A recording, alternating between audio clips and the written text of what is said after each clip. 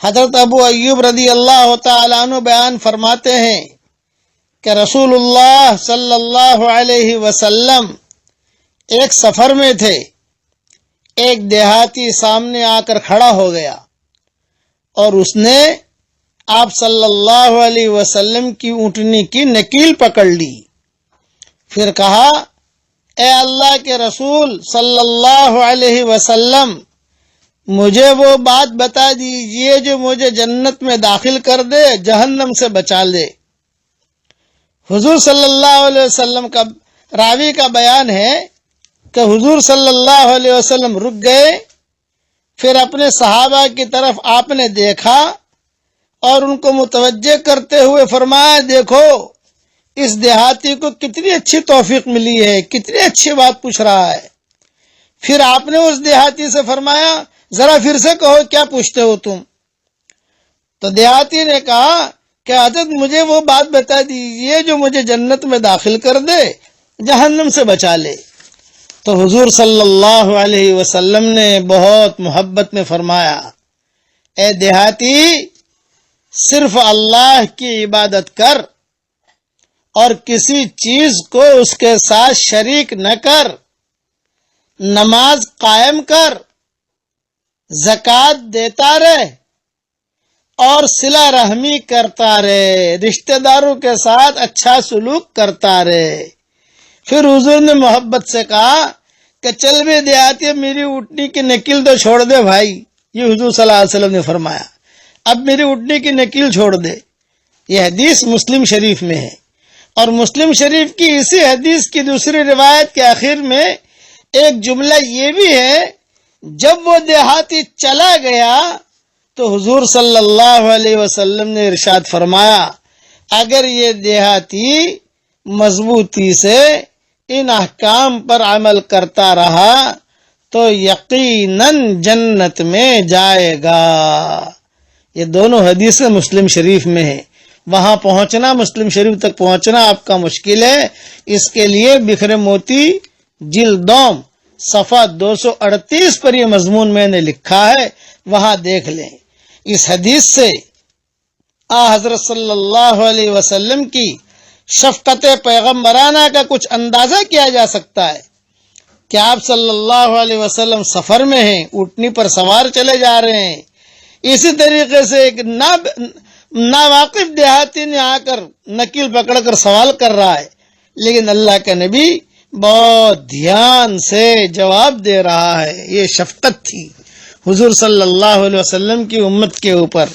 اور اس محبت میں درود پڑھ لیجیے آج، یا رب صلی وسلم دائما ابدا. یا رب پڑھیے میرے ساتھ، امیجز بنانے والے یہ امیجز بنا لیں.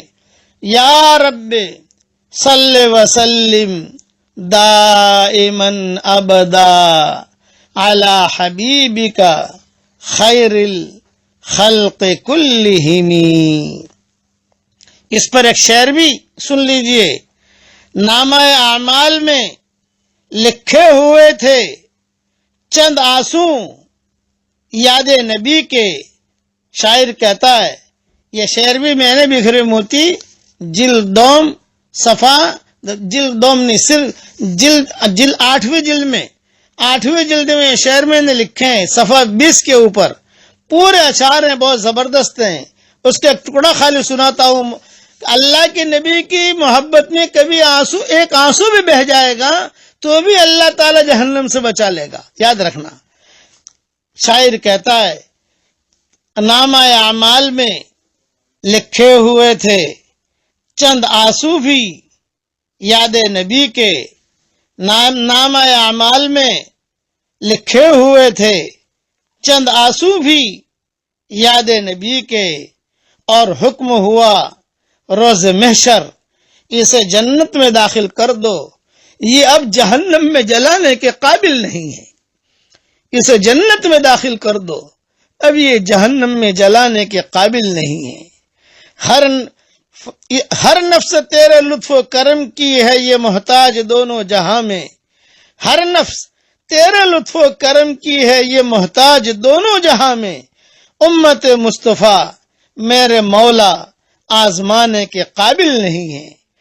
دیکھ کر میری پتھرائی آنکھیں قافلے والے کہنے لگے ہیں، دیکھ کر میری پتھرائی آنکھیں قافلے والے کہنے لگے ہیں، چھوڑ دو اس کو شہر نبی میں، اب یہ واپس جانے کے قابل نہیں ہے۔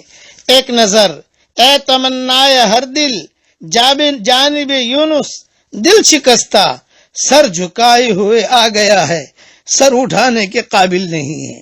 اب ایک مرتبہ کلمہ پڑھ لیجئے، اشہد ان لا الہ الا اللہ واشہد ان محمد رسول اللہ صلی اللہ علیہ وسلم۔ والسلام علیکم ورحمۃ اللہ وبرکاتہ، وآخر دعوانا ان الحمد للہ رب العالمین۔ اللہم صل علی محمد وعلی آل محمد كما صليت على إبراهيم وعلى آل إبراهيم إنك حميد مجيد اللهم لك الحمد كله ولك المن كله لك الشكر كله ولك الملك كله لك الخلق كله ولك الفضل كله وإليك يرجع الأمر كله وإليك يصعد الكلم الطيب كله اللهم لك الحمد بالإسلام لك الحمد بالإيمان لك الحمد بالقرآن لك الحمد حتى ترضى لك الحمد إذا رضيت لك الحمد بعد الرضا۔ اے اللہ ہمارے گناہوں کو معاف فرما، اے اللہ ہماری خطاؤں سے درگزر فرما، اے اللہ پورے تالی پورا والوں کو قبول فرما، ان کے قرب و جوار والی بستیوں کو قبول فرما، جتنا مجمع آیا ہے ان سب کو قبول فرما۔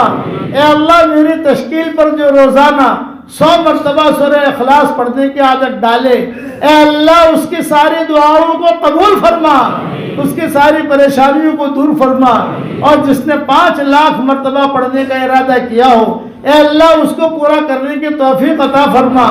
اے اللہ جس کرم سے آپ نے ہمیں یہاں جمع کیا ہے، تیرے اسی کرم سے جنت الفردوس میں تیرے نبی کے پڑوس میں ہماری قیامت تک کے آنے والی نسلوں کے ساتھ تو ہم سب کو جمع فرما دے۔ اے اللہ اگر آپ نے ہمارا نام سعید اور نیک بختوں میں لکھا ہو تو ہمارا نام انہیں میں لکھے رکھیو، اور اگر آپ نے ہمارا نام شقی اور بدبختوں میں لکھا ہو تو ہمارا نام ان کی فہرست سے مٹا دینا، اور نیک لوگوں کی فہرست میں ہمارا نام لکھ لینا۔ لکھنا بھی آپ کا کام ہے، مٹانا بھی آپ کا کام ہے، لوح و قلم بھی آپ کے پاس ہے۔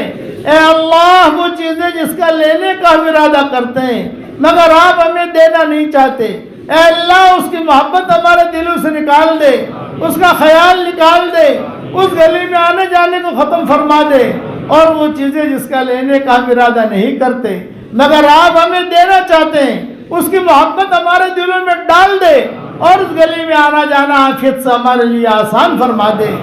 اے اللہ ہم سب کی جھولیوں کو ہدایت سے بھر دے، ہم سب کی جھولیوں کو امن و امان سے بھر دے۔